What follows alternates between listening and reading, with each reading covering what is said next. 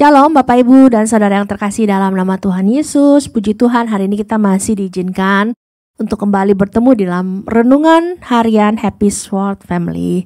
Sebelumnya seperti biasa, mari kita berdoa. Tuhan, kami mengucap syukur untuk hari ini, hari yang baru yang luar biasa Tuhan berikan untuk kami. Terima kasih untuk nafas hidup yang Tuhan berikan untuk kami pada hari ini.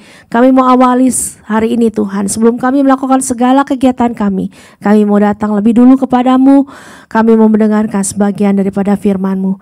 Biarlah kiranya firman-Mu Tuhan yang kami dengar hari ini boleh merema di dalam hati kami dan menjadikan kami sebagai pelaku firman. Di dalam nama Tuhan Yesus kami berdoa.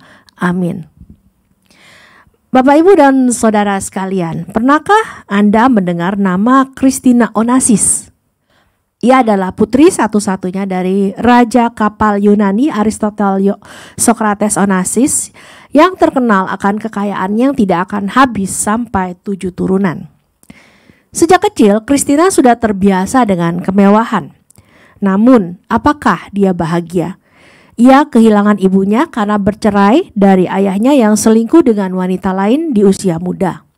Kemudian ia memiliki ibu tiri yang masih muda dan jauh lebih cantik dari dirinya sehingga ia membenci ibu tirinya itu. Christina menikah sebanyak 4 kali dan juga bercerai sebanyak 4 kali. Dan semua itu karena suaminya hanya mengincar statusnya saja sebagai pewaris kerajaan Onassis. Christina Onassis meninggal di usia 37 tahun. Ia ditemukan tewas di salah satu rumah sahabatnya saat ia tengah berlibur. Christina didiagnosa mengonsumsi obat-obatan untuk menurunkan berat badan dan juga obat tidur untuk mengatasi penyakit insomnianya. Tragis sekali ya hidup Christina ini. Itulah sebabnya judul renungan ini adalah terkaya tapi termiskin. Nah, Bapak Ibu dan Saudara sekalian, Christina Onassis boleh saja seorang terkaya di dunia ini. Bahkan saat ia meninggal, putrinya yang saat itu masih balita dinobatkan sebagai miliarder termuda. Yang di usia 2 tahun ia sudah memiliki kebun binatang sendiri sebagai hadiah ulang tahunnya. Wah, luar biasa ya. Apa yang dialami oleh Christina Onassis itu adalah kebalikan dari apa yang dikatakan oleh Tuhan Yesus dalam Matius 5 ayat 3 saat ia berkhotbah di atas bukit. Berbahagialah orang yang miskin di hadapan Allah, karena merekalah yang empunya kerajaan sorga. Apa maksudnya miskin di hadapan Allah? Apakah kita harus hidup miskin dulu, berkekurangan di dunia ini baru bisa kita memiliki kerajaan sorga? Tentu saja tidak. Jadi apa maksudnya?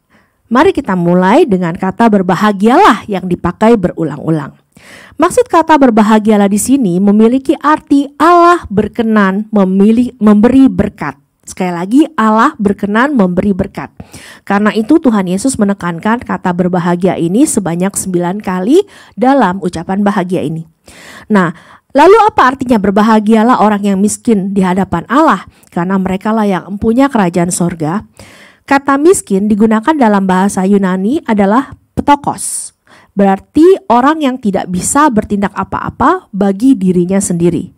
Jadi kata miskin di hadapan Allah ini yang pertama memiliki arti tentang sikap kita yang menempatkan Tuhan di atas segala-galanya. Sebagai orang percaya, kita percaya sepenuhnya bahwa segala sesuatu ada di dalam tangan Tuhan, ada di dalam kendalinya seutuhnya. Miskin di hadapan Allah berarti juga pengakuan bahwa kita tidak layak.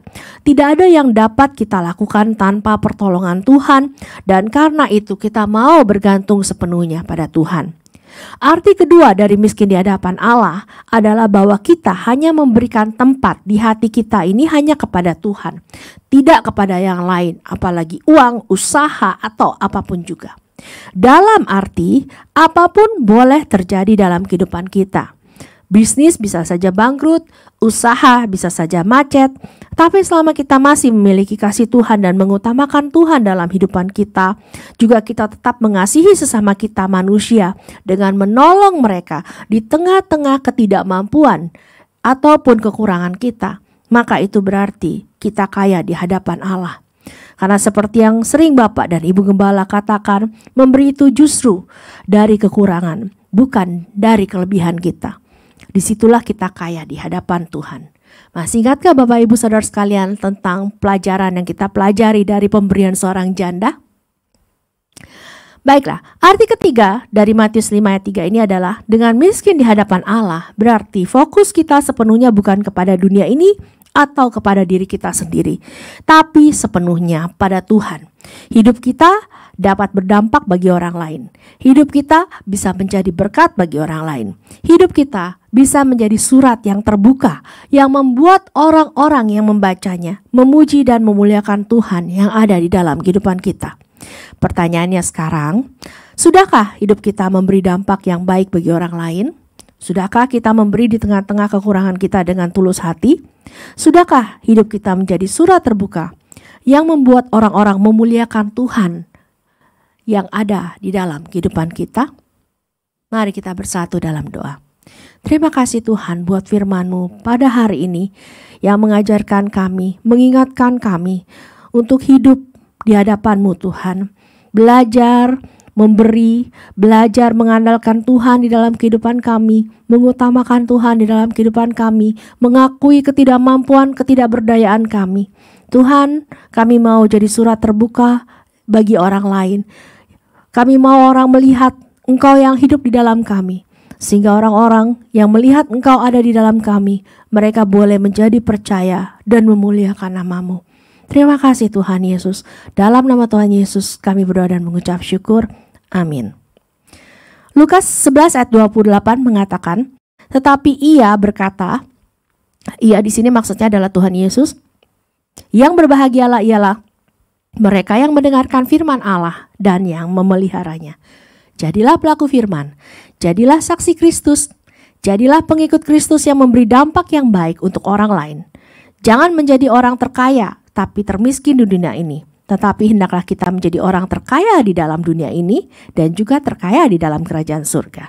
Sampai bertemu dalam renungan berikutnya. Tuhan Yesus memberkati.